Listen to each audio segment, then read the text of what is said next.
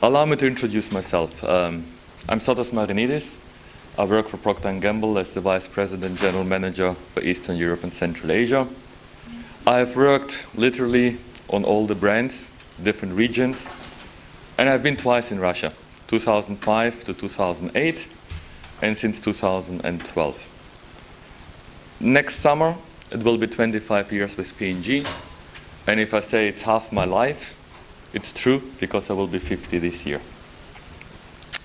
Now, allow me to have a bit of a warm-up on Procter Gamble. The company was founded 1837. It's more than 170 years by two gentlemen, Procter and Gamble. The one did soaps, the other did candles, and this is how the whole journey started. Today we're an $80 billion company, more than 175 years in the market. Given that it's early in the morning, I want to ask you a question. Who knows one of our brands? Please raise the hand. Let's raise it, come on. Okay. Who knows 2 or 3 of our brands? Very good.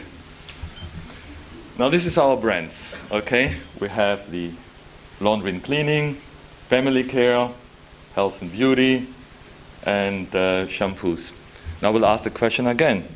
Who is using at least one of our products today?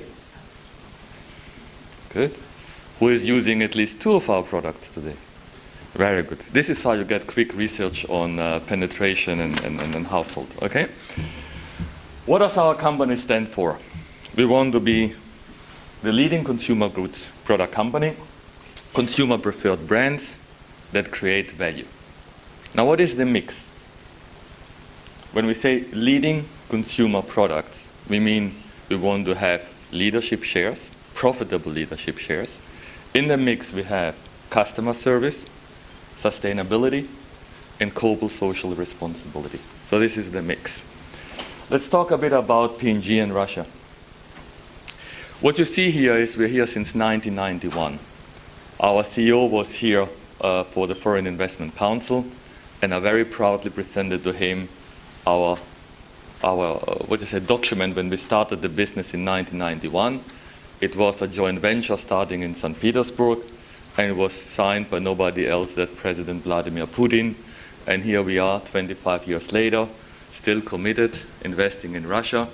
We have more than 3,000 employees that we employ directly. If you take our distributors and our suppliers around our companies, there are more than 14,000, and we keep investing. We do manufacture in Russia. We have 3 production sites here in Russia. 50% of what we need, we produce here. The rest we import. And just a few weeks ago, I opened an additional production line of Pampers in Novomoskovsk, and we just opened another DC. So this is not only to show you how big the company is and what we are doing, but reinforce the commitment that we have in this market. I'm going to ask you another question, and then I'm going to start stopping asking questions, otherwise you think it's a quiz. Who in this room believe that if the ruble would be now, let's say, around 58, 60, 61, and would stay there, that it would be a good thing? All the finance people raise their hands. Good. Okay. Why do I say this? Last year, I made a big point about something that I called volatility is the only stability. Okay? Now I'm going to go a bit away from that, and I'm going to talk about change is the only constant. And you'll say, well, Sotos, that's the same thing. And I would say, no, it's not. Because volatility is just one element of change. And last year, we talked a lot about the ruble volatility. Okay? You remember, everybody said, where will ruble settle? Where will the crisis end up? Will you take pricing? How are you going to manage the ruble volatility? So it was all around the economic instability manifested by the ruble. But when I say change is the only constant, what I mean there is you will see that I see change, or we see change, in a lot of areas where the volatility on the economy is just one of the variables that you need to manage going forward. So this is why the theme this year is constant. Change is the only constant, and I wonder what I will talk next year about it. So what is driving change? When you see here, this is the volatility on the environment. Oil, no question. You know, we can talk a lot about geopolitical movements, political situations between Russia and Ukraine, but reality is, if you really plot the ruble price together with the oil price, you will see that you have a very straight correlation. So in the end, the biggest impact on where the ruble will be is, or was, is really, really straightly correlated to the oil price. Of course, sanctions do not help when you run a business, both ways. Sanctions to Russia and retaliation sanctions from Russia. The ruble exchange rate does not help, and the political situation within Ukraine and Russia, but beyond that, is not helping. And that is, of course, impacting the business. So it's public info. If you see our last quarter announcement, alone from the exchange rate, P&G in my region lost over $1 billion of turnover in dollars. Now, of course, we sell in rubles, but we need to transform the rubles into dollars. Oops, sorry. When we report back to Wall Street. So that is one of the variables in change. The next one is all about this thing. It's what I would call technology revolution. Today, it's 24/7, 24 hours, 7 days a week. How much do you think on average consumers spend every day on that thing? Who thinks it's more than 1 hour? Who thinks it's more than 2 hours? Good. Who thinks more than 3 hours? 2.5 hours, ladies and gentlemen. 2.5 hours on that thing. Okay? No wonder the screen's becoming bigger as the things develop. 2.5 hours. That is more than people spend watching TV. When I started in P&G, TV was the thing, right? It's not anymore. It's that. How much do you think that in 2 years the world population will have access to smartphones, not mobile phones, smartphones? 75%. In 2 years, 75% of the world population, that includes India, Africa, etc., will have access and will own a smart device. Maybe not an iPhone 6, but you know what? There are already very simple smartphones in India, very low cost, and people there are already paying their bills and they do things with it, okay? The word of mouth, of course, goes rapidly. There is something within hours, you can have millions, you can have billions of impressions. And 80% of the internet access, 80, predicted by Google, okay? 2018 will be on something like that. So not on desktops, on mobile phones. Now, I don't see a lot of people in my generation, but there are few. And I remember when I was a young man, my father and my mother were struggling, with a change from videotapes into compact discs. The first computers came, the typewriters went away. And when I started in P&G, I didn't have a computer. I did not have a computer, okay? The department did not have a computer in marketing. When the fax came, and we could put a page on the one side, and the page came out on the other side, that was revolution. And I said to myself, well, what more can come, right? Last week, it was 3 weeks ago, I spent a few days with Google and with Facebook in London in their European offices. And the technology that I saw there, that is coming, is just amazing. To give you an idea, they took my iPhone, or they took an iPhone, and I had to put something on my head. And they clicked it. And suddenly I was in a 3D space. Okay? I was not anymore 2D, I was 3D, and they started playing Jurassic Park. Okay? So imagine yourself, you're standing there, and suddenly you can turn. Okay? You get a bit dizzy, but you turn, and you see a huge dinosaur coming, opening your, and then you turn away, and you see a different landscape. And you turn, so basically, You are in the bloody movie, and depending how you turn and what you watch to, you get a really, really different experience on watching a movie versus what you get today. So I think there is much more to come, and that thing is the future. Now, talking about retail, there are a lot of dimensions. The first one, of course, let's cover the basics. If you look at Russia, the way the modern trade, the traditional trade, the wholesaler, the discounters, the drug and farmers have developed over the last 2 years is very different to any prediction that anybody did on how they would develop over the next 3 to 5 years. So today we have the discounters growing disproportionately, the hypers and supers are growing, the smaller stores are closing. But within that, again, because of this thing here, something has changed. In P&G, we like to frame things, we like to put things very straight and then everybody knows it and works on it.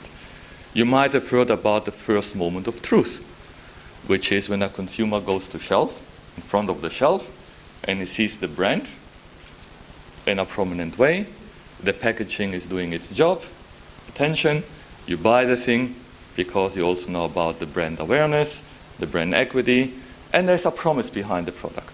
So you go home, you try it, and that's what we call the second moment of truth, which is, does the product deliver the promise that it made? Today, we have the zero moment of truth. And the beauty about 0, 1, and 2 is that they come after each other, which means if you miss the zero moment of truth, there is no chance for the first moment of truth. Zero chance. So what is the zero moment of truth? How many of you, when you go shopping, look before and search on your mobile where to find it, how cheap to find it, and how the price is versus somewhere else? Well, you can raise so I can see, I can make the... Okay, a third. So 75% of consumers, before they shop, they search. They search. Okay, so that's the zero moment of truth. And what does it mean? When they search, you want your brands to be on top. You want your brands to have a content. Your brands to be accessible.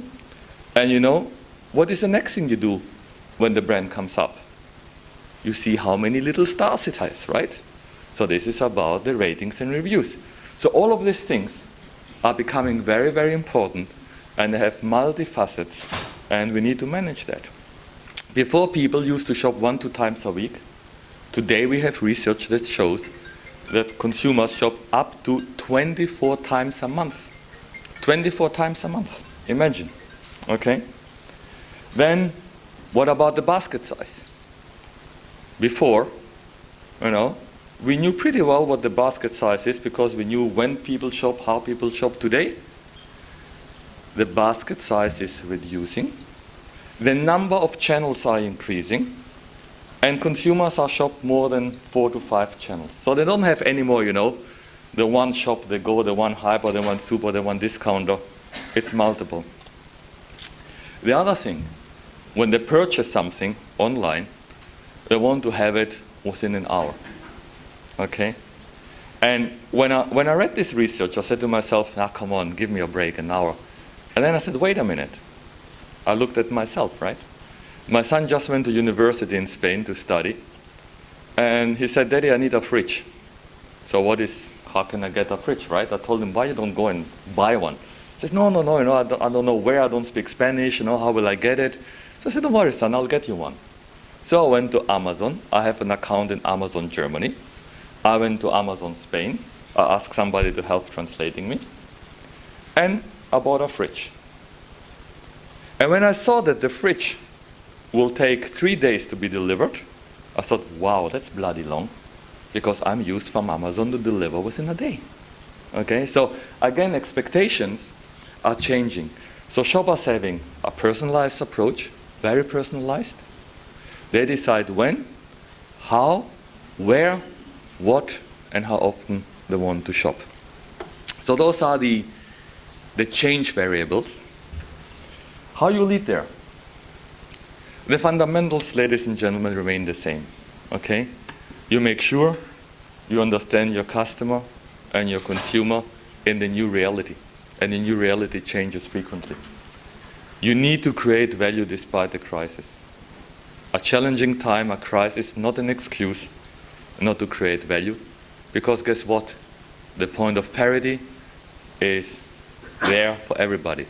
The environment is challenging for everybody. The ruble rate is the same for everybody. The GDP growth is the same for everybody. So within that, you need to be better than your competitors of choice to create value. And you need to have a winning organization. Let's talk a bit about consumer in the new reality. My head of consumer research told me, Sotos, you have essentially 4 phases. The first one is, let's start something else. Can you please put in your head 2, 3 brands? Don't have to be P&G brands. They can be Nestle brands, P&G brands. Just put a few brands in your head that you're using. Okay?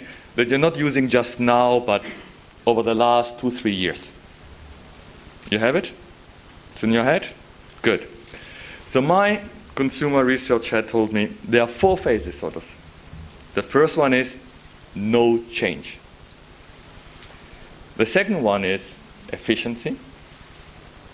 The third one is change. And the fourth one is survival. So, at the beginning, when things get a bit tougher, you probably stick to your brands, right? Is that correct? Good.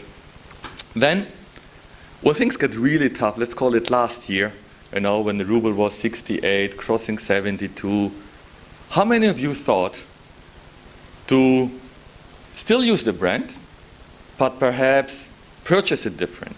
I.e., maybe you bought instead of 3 kilo detergent, you bought 6 kilo. Maybe of buying 1 pack of cereals, you bought a larger pack of cereals, or for Mauricio, 2, 3 packs of cereals, right? So it's all about efficiency. You are still not willing to give up on the brand, but you'll look for economy and efficiency with it. Is that true? Good. Then things get really tough.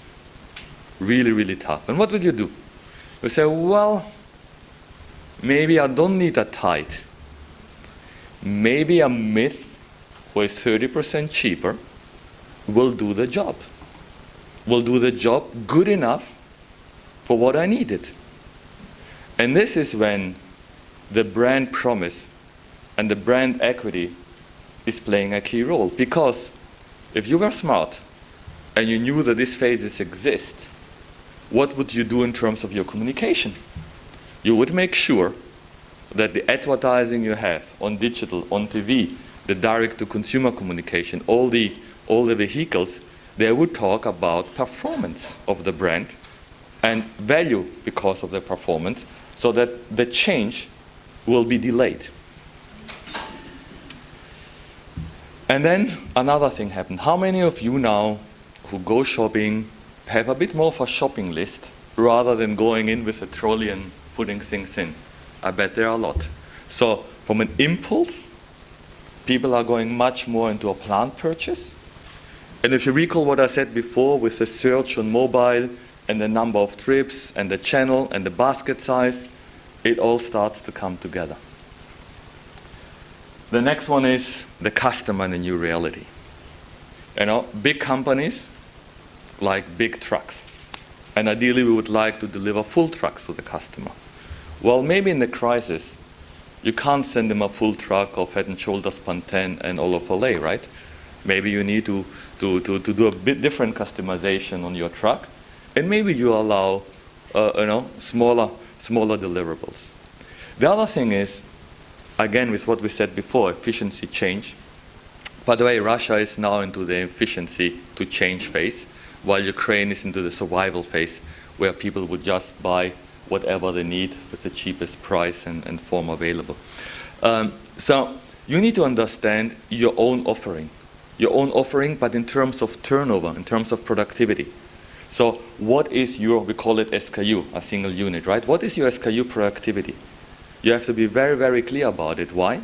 because either if it doesn't turn, the customer will throw it out, and that's his right. I would throw something out if it doesn't sell. Or once you know that it doesn't sell, you need to understand why it does not sell, or what do you have to do to make it sell. And then you have to be brutally honest to yourself.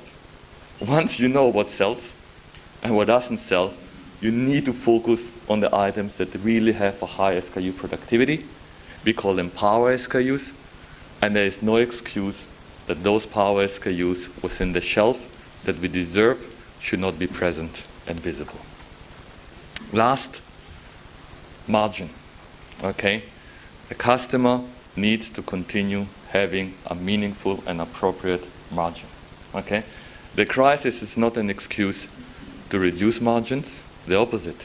In the crisis, as a partner with the customers, you need to make sure that the margin is competitive and meaningful.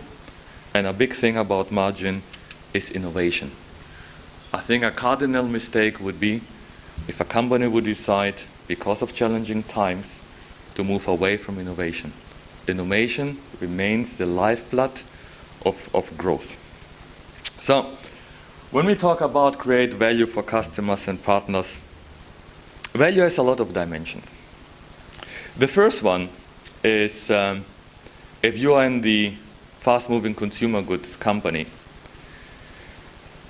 you might want to consider the messages that you deliver to be performance-oriented and not what I would call emotional benefits or higher order benefits.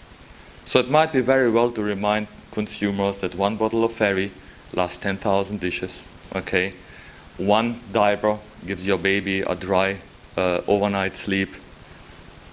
Ariel removes the stains at first wash. And maybe, you know, the Gillette razor, the most affordable Gillette razor, still lasts longer than 10 disposables. Right? So what you want to do is you make sure that your brand performance is in the core, and you have that versus the down-tiering that is happening in the market.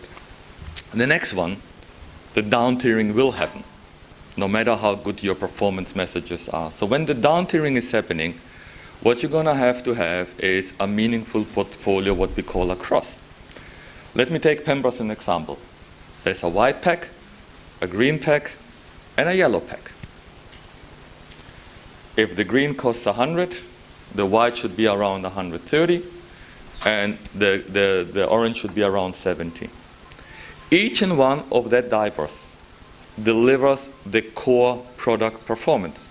You can buy the orange, the green, or the white, and your baby will be very, very dry throughout the night. But then they have features and other benefits like softness, stretch things, you know, pull-ups, etc., that allow you to have a different price and allow the consumer to have a choice on what they want. But having the portfolio is extremely important, because as the down-tiering happens, you catch consumers at your brand. Okay, you keep them at the brand promise, and then as and when, you know, the times get better, you start bringing them up again.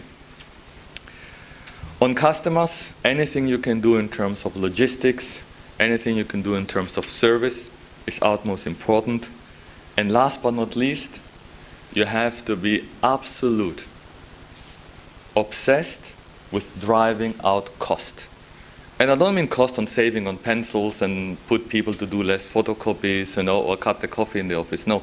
Changes that are meaningful to drive really cost structurally and sustainably out of the system, that you can then reinvest in consumer value versus a higher price. And that includes organization. Okay? That includes looking about, do I have a better way of serving the consumers and the business versus the current structure of the organization? And you have to be blunt and quick doing all of those elements. As I was talking about organization, let me say how important the organization is. You know, if today you would give me a choice between stable environment, wonderful ruble rate, or taking my lead team away and my organization, I would say, I want to keep my lead team, I want to keep my organization, I will manage. And that's very important. Okay? The organization is essentially the cornerstone on how you lead and how you can deliver in challenging times. You have to be in touch. What do I mean with in touch? Both ways. Okay? You need to be in touch to understand what they feel, what their worries are, how they see the business, how they see their ability to deliver the business. At the same time, you have to be very, very clear that your organization is in touch with the realities around them and are very clear what their scope, their role, and responsibility is on the deliverables of your business. And they go hand in hand. And no question, you need to continue building the organization, so never cut on training and building. That's a favorite slide of mine. It's an IO today and an IO tomorrow. You cannot just, firefight and manage the fiscal year. You have to do that. That's why you have your pay. On the same time, you need to look forward. What if scenarios? What are the thresholds? And more importantly, you have to have very clear strategic choices. And I'd like to remind you that a strategy is a choice among valuable alternatives. Okay? And a lot of people don't always have this top of mind. A choice among valuable alternatives. If you would say, I want superior quality, that's not a strategy. Nobody would say, I want average quality or I want bad quality. A strategy is a choice with a very clear deliverable behind it. And you might choose, let's talk organization. 2 years ago, 1.5 years ago, I did focus my work with the organization on them understanding what is the reality, what is the expectation, and to build confidence that we as a lead team of P&G Eastern Europe and Central Asia can deliver the business. Because as I saw what's happening in Central Asia, what's happening in Ukraine, what's happening in Russia, while we are one P&G family, people have their opinions, their feelings, their perceptions, and it was very important for me to take all of this out and to focus our organization on what the business is about and how we're going to serve our consumers. This year we have a different choice. So also make sure that while you have a strategy, as the changes are happening, that you double check this versus the realities and don't be afraid to make an adjustment. The last slide is just our company logo. We started in '91. Next year we celebrate 25 years in Russia. We are committed, and I think, as I said last year, Russia always will be a very strategic market for any fast-moving consumer goods company. So I hope you got some interesting thoughts out of my presentation. Thank you very much.